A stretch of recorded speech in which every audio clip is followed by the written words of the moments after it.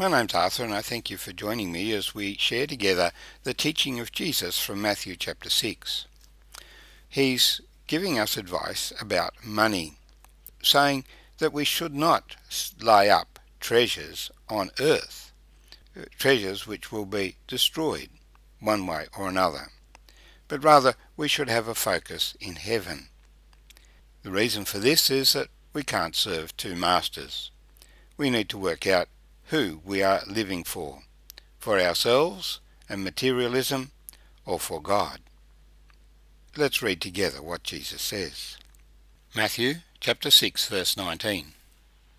Do not lay up for yourselves treasures on earth, where moth and rust destroy, and where thieves break in and steal. But lay up for yourselves treasures in heaven, where neither moth nor rust destroys, and where thieves do not break in and steal. For where your treasure is, there your heart will be also. The lamp of the body is the eye. If therefore your eye is good, your whole body will be full of light. But if your eye is bad, your whole body will be full of darkness. If therefore the light that is in you is darkness, how great is that darkness? No one can serve two masters, for either he will hate the one and love the other, or else he will be loyal to one and despise the other. You cannot serve God and mammon. And may the Lord bless these words to us. Conventional wisdom says that wealth is God's blessing, and that we should accumulate it and lay it up for ourselves, our future, ensure our future. Indeed, in recent years, superannuation is doing exactly that, laying up from our income today to provide for us for the future. Now, within the system that the world has implemented, basically what they are doing is taking money from us and putting it in big companies for them to spend for your superannuation savings, get largely invested in the stock market as venture capital for other companies. And I'm not going to say that that is wrong. It is what the government of our land has imposed upon us. But at a personal level, what are we living for? Are we just living for laying up goods for ourselves? Jesus told the story of a rich man whose land brought forth plenteously. And so he said, what am I going to do? I'll have to pull down my barns and build larger ones. And when I've filled them up, then I can say, now I can take it easy.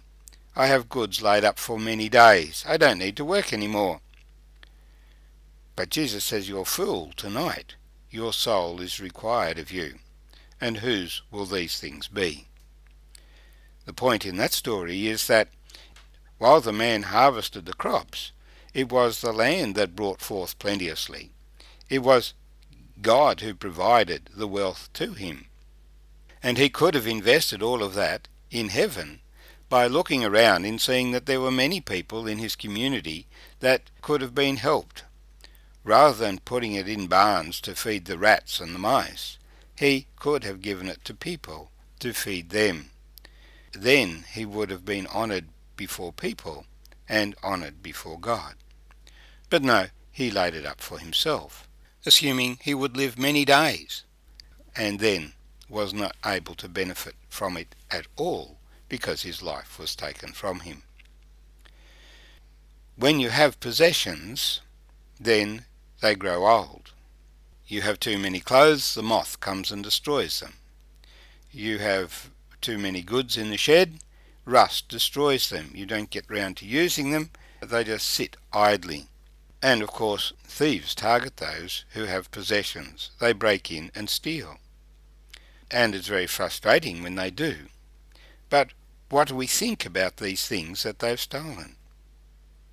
What Jesus is saying is that you have goods in your hands, invest them in heaven. Lay up for yourselves treasures in heaven, where neither moth nor rust destroys, and where thieves do not break in and steal. In other words, you have goods that need to be used.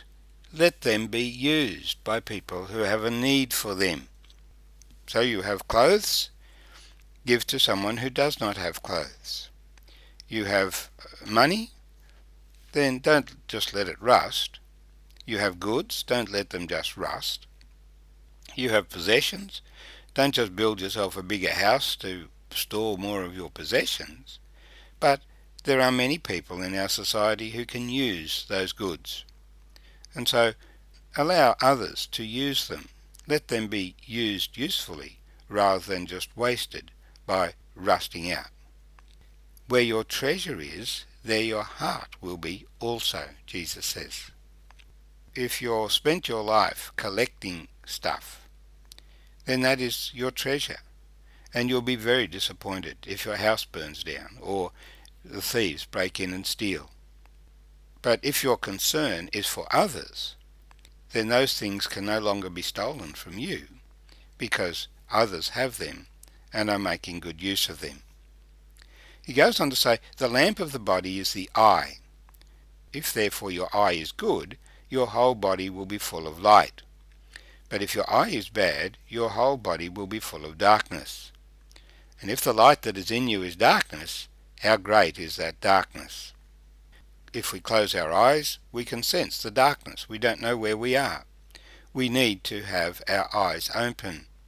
And when our eyes are open, we can see where we are.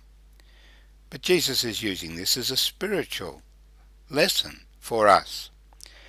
And it's in the context of our laying up of treasure.